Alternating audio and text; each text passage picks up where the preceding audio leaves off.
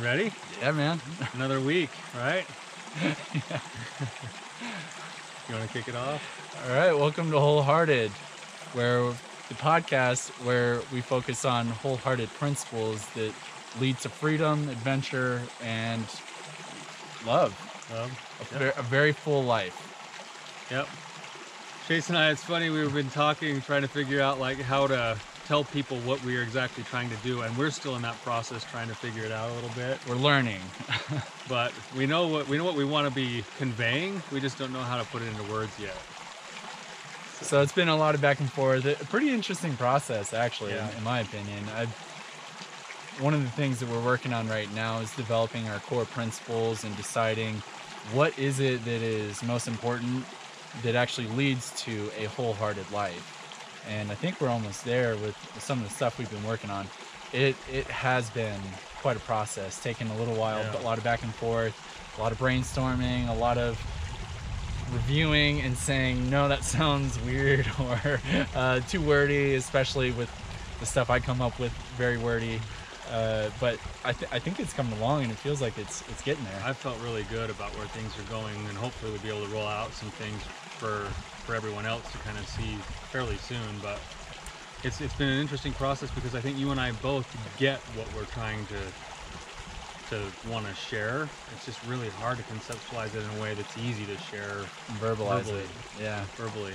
Yeah, because I think we've both been trying to live it. Right. And that's maybe the easiest part, figuring out what it is that is working about it, and then taking that and sharing it. So we're getting closer. I think for me it's part of the process that I've been in personally to learn the principles that we want to reinforce and share and kind of give to everybody else as we try to live them ourselves is come through experience. Mm-hmm. And that experience has been as much or more of an emotional process than it has just a mental process. And the changes that have happened inside of me over the last several years in trying to work this through the means of recovery has really had a massively emotional component. And it's hard to put emotion into language sometimes. Yeah. But that's what we're trying to do. Right. And even especially with this podcast, this is a place for us to discuss those things, kind of break them down a little bit, share those personal experiences and the growth that takes place. And then if there's something of merit worth sharing, then here you go, you can have it. You know? Right. There's something inside of me that just really is burning to want to share these things specifically with men. Because I relate to being a man who's in recovery and who's trying to find my heart and cultivate my heart and be a good man for my wife and my kids, but still feel alive. And so that's one of the whole reasons we're doing this, is because we both feel sort of like driven and almost even called to want to share these things to help spread the word and build a community of other men who have similar desires. Right. Yeah. So. By the way, if you see me smirking and smiling and looking over this area, Brindley, we have a come here. Just for a second. All you gotta do is walk through, show your cowgirl hat. Come on in here. A little bit closer. Get between. You guys meet. Look at the camera for a sec. You guys meet. This is my daughter Brindley. She's all dressed up today. Where are we headed, Bryn? A concert. A concert for what? What are we doing? Look up at the camera. We're going to a Garth Brooks concert. Woohoo! Garth Brooks, right? Lucky Yes. Ducks. Pretty excited, huh? Yes. You got a sweet outfit for it. You're looking perfect for a Garth Brooks concert. Yeah. She's set. I got to change of clothes in the car, so I'm going to be changing once we get to Boise. We'll be going all cowboyed up, aren't we? Yeah, it's gonna be a good time. That'll be cool. So, way to be our first guest. Yeah, You thanks, know? Bryn. You're our first guest on the podcast. There you go. She was a little bit of a reluctant guest, but she's the first guest. Probably like many of our guests in the future. Probably. That's okay. So one of the things that we're doing, and this is the reason we're doing this, is that I got this idea from one of the other really kind of mentor-like men in my life, a really good friend to both of us. His name is Russell. He actually went to Garth Brooks last night in Boise. I just missed him. He just, Oh. in fact, on the way here, he just texted me and said, "I'm still in Boise. If you're here yet, I'd love to go to lunch. I'm gonna miss him by just an hour or so." Russell lives in Alaska, and one of the things I got from him the last time I was in Alaska visiting him is that one of the things he's doing for his own masculinity is he sets what he calls the ultimate date with dad once a year. And each kid gets to kind of choose a kind of a bigger thing that they want to go do. Yeah. And then he goes and he gives his whole time and energy and attention to that activity with each one of his children every year. And so I thought, oh, that's a great idea. I'm gonna do that this year. So Brindley picked Garth Brooks. My other daughter picked a Real Salt Lake soccer game, and Boots, my youngest daughter, picked camp out. She just wants to go camping overnight. Pretty sweet. Which is awesome, Yeah. right? Probably the cheapest one It's good so on the far. budget too. Yeah. Right? And then Lexi picked another concert. We're going to AJR, and that's gonna be really a little outside my wheelhouse, but Yeah. we're gonna go do it. It's gonna be fun. So Yeah. so I thought it's an awesome idea to kind of step into the arena as a father and go just a little bit extra to kind of make sure he's cultivating his heart, or I'm cultivating my heart, to make sure that I'm turned towards my children and not getting lost in all the loudness of work and other things, especially with my clients and things. So it's gonna be a good thing. We're gonna have a good time. That's cool. I look forward to Ultimate Date with Dad as a new father. Right now, I basically just hold a little 3-week-old boy and I stare at his chubby round head. It's like, wow, Ultimate Date with Dad, here we go again. It's been pretty dang good. That's awesome, man. I saw your post today on social media where you put a beard on him. That was so funny. Yeah, he looks like a thug. He totally does, man. Yeah. He totally does look like a thug. He doesn't Especially look like without your a child. shirt, Yeah. too, you know? He's living the That life. that was really funny. Yeah. He's a cute kid. This is kind of a digression, but Chelsea and I love messing with him as much as possible because he can't really do anything about it. So we'll like make faces with his face, especially while he's sleeping, and kind of squish it and mold it and form it. Make little make it look like he's talking to us and say sayings. And usually he's a pretty angry baby is kind of how we depict him. And then we do lots of dance moves. We call him Chubberton, and we got this dance move where he kind of does the worm, and he say, "Little baby Chubberton." If he could speak, he's right knocking off. Yeah, I'm sure he wouldn't be a big fan, but we're Chelsea and I are having way more fun than we should already. Awesome. That's so good. Yeah. Kind of different than what you're doing with your girls, No, but that's the stage of life you're at, and that's such an awesome time in life too. To have those really tiny babies. Like when we came and held your baby last week, a couple weeks ago, Rhiannon. I mean, we're way too old to be probably having more kids, and she's like, "Oh, maybe we could do another couple of kids." I'm like, "No, we're probably done." Right? Oh man. I'm like calling like the doctors to try to get my vasectomy soon. Yeah. Sorry, babe. We're already It's already scheduled. done. We're done. Yeah. Yeah. Well, you heard how that worked out for our brother-in-law, Oh, Matt man. Liebenhout, and our Yeah. sister Sindel. Yeah. He got a vasectomy, and then 3-4 weeks later, they got pregnant. Yep. Well, good for them though. They got their only daughter coming now. Yeah, right? that's So true. That's good. The fourth of 4 kids, and she's a girl, so pretty exciting for them. But anyway, Awesome. yeah. Yeah. Well, was there anything else that's been on your mind this week? I was actually just thinking about how awesome it was, the two of you coming up to Idaho to visit and just crash with us for a few hours last week. And even the time that Rhiannon, when you guys came up and saw baby August for the first time, there's a lot of stuff that I haven't really been thinking about or anticipating as being a new father. Some stuff I have been excited and looking forward to, like being able to hear his first word, or when he finally recognizes that I am a person that he knows, and things like that. But a feeling that I wasn't expecting was when you guys came up and having your whole family there and seeing each of you hold our baby. that was really special for Chelsea and I both. And I mean, I was emotional. I saw Rhiannon about explode into tears. It wasn't a gentle flow. It was really cool to see, and a very special experience for Chelsea and I. And anyway, I was thinking about little sacrifices like that, how they go a long way. And when you take the time to think of somebody else, we weren't expecting you guys to come up and bring us dinner. That was really kind of you, but you did, and what that did for Chelsea and I was awesome. You know, the way it made us feel like we were loved, we felt uplifted and strengthened, we felt more connected to your whole family. I'm getting emotional thinking about it right now. I'm looking at Nibs over here just smiling in her cowgirl hat, just thinking how great it is to have people that love and care about you. And how does that tie into a wholehearted life, being the receiver or the giver, and even how does that help with recovery? Oh, that's a great thought. You know, great. Thanks for sharing that too, because you know what, for us it was a treat. Like Cool. It wasn't a sacrifice.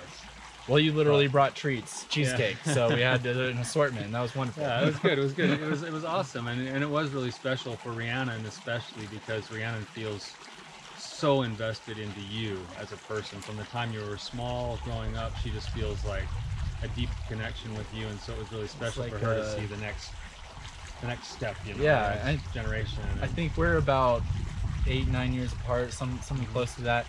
And she took care of me when I was a baby, and helped, you know, pick me up when I was crying in the crib, and always took care of me. So she became very quickly my Bubba Bubba is what I call her. So even on my phone today, it's Rhiannon Patrick Bubba Bubba. So it's kind of cool to have that relationship. So that's part of what you're talking about. And to see that, you know, and it's those relationships, but it's also, to your point, this is something that I actually have some remorse over in my life, because I didn't value it the way that I needed to when I was a little bit earlier on, and maybe a little bit blinded because I was kind of in the fog and in the darkness and kind of in the thick of some things, some addiction and things. I had this point driven home to me a couple of years ago, and I have deeper remorse now as a result. I missed my uncle's funeral several years ago. He was dying of cancer, and I couldn't really get off work a lot, and so I decided to take some time off of work, and I went down before he died, and I went and visited him to just say, I see you, I love you, like goodbye, and spend some time with him. And then he died literally like 2 days after that. Yeah. And then I felt like I couldn't get time off of work. I felt so busy and tied up into work that I didn't go down to the funeral. And I kind of justified it and rationalized it and said, you know, it's not a big deal, I already went down. But I know that it left marks on the entire family, especially my parents, that I didn't figure out a way to make a priority to show up for my uncle's funeral.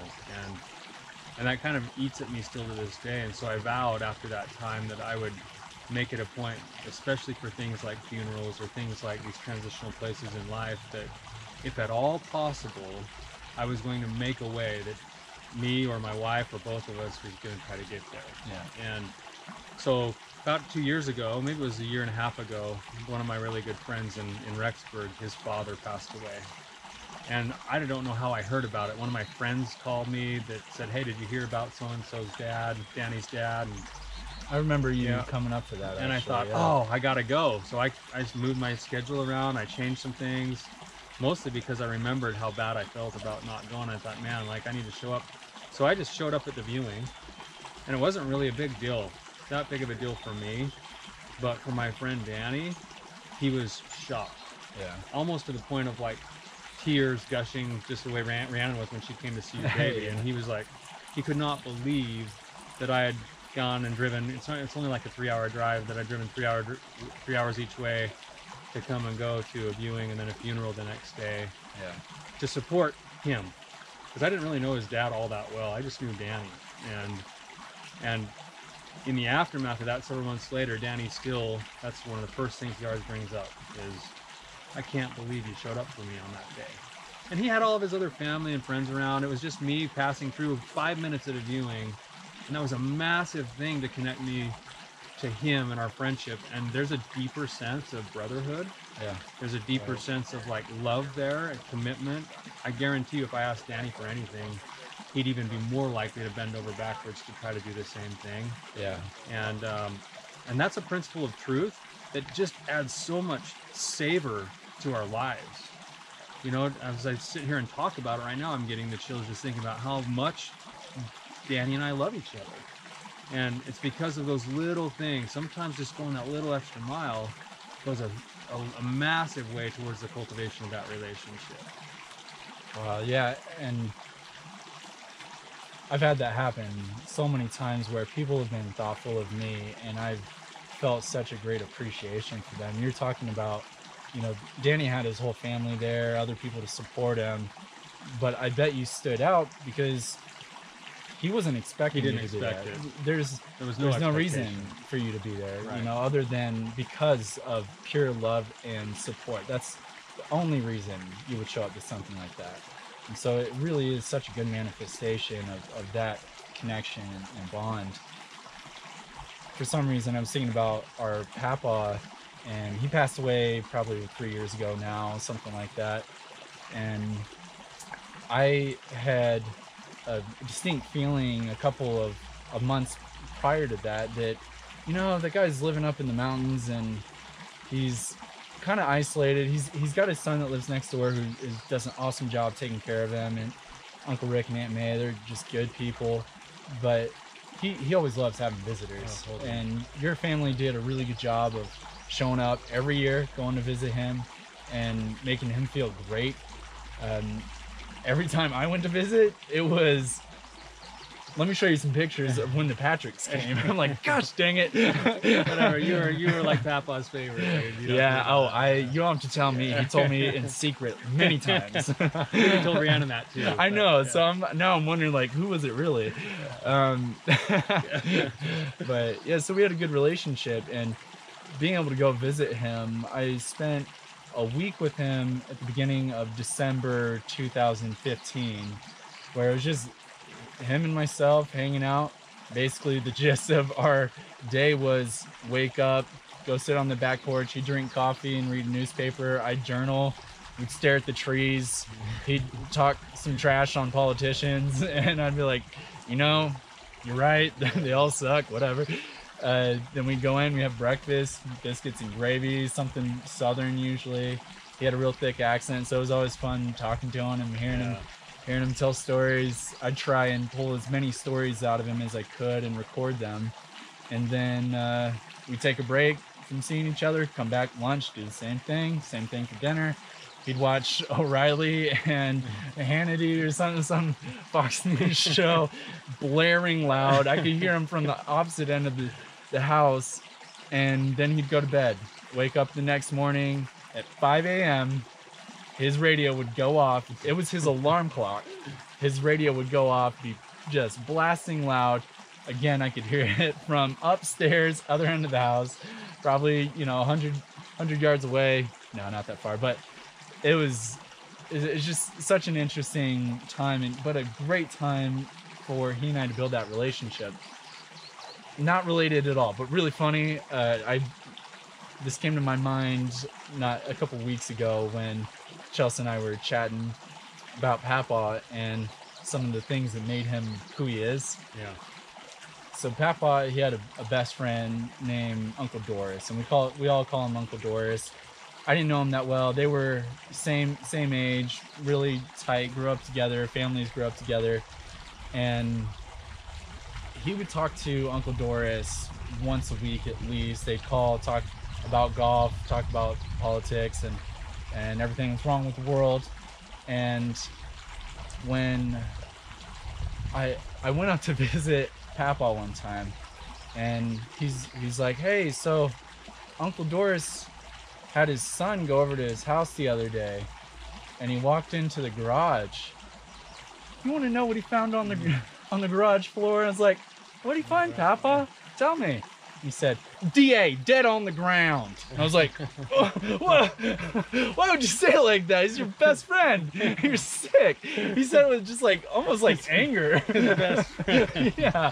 And he did this like finger flick. It was so hard.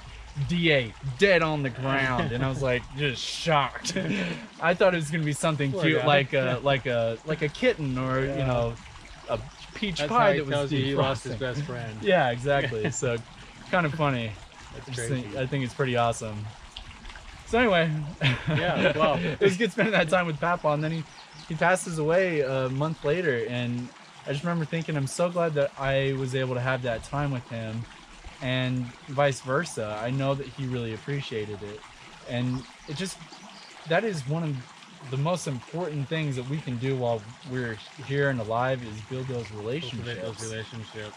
I mean, really, it's, and you said, how does it relate to recovery work? Well, we say this over and over again, but the opposite of addiction is connection. And if we're not spending time and effort turned towards those people that we love, and investing some of our time and resources into those places, we're going to miss that connection. And when we miss the connection, we miss vibrance in living. I mean, that's basically the whole reason we're here, is to come and cultivate relationships with other people, hopefully leave the world a better place than we found it. And unless we're working to have that, we become empty and hollow and shallow. And the opposite of that is we become full and rich, and we learn, and we get to have this sense of like meaning and belonging with other people. Yeah. But we get busy, and so I think that's maybe the message today a little bit is, hey, slow down. Like, take an inventory of those relationships in your life that really matter, and make sure that we're making a little bit of time and effort to try to cultivate those. Obviously we're busy, but intentionally trying to do that. Yeah. And I think it does, we will have a rich and more full life. All right. How about a wholehearted challenge? The Okay. three of us here are all going to commit, and you guys, anybody listening or watching, we're all going to commit to think of at least one person this week and do something that is thoughtful of them. It would be out of the ordinary. Out of the ordinary and intentional. Yeah. I'm in. All right. We can report Are back. you in, Brent? Sure. All right. She said sure. She's in. Okay. All right. That sounds good. All right. You got anything else? Let's take the challenge. Thanks, guys. We'll see you next week. Right.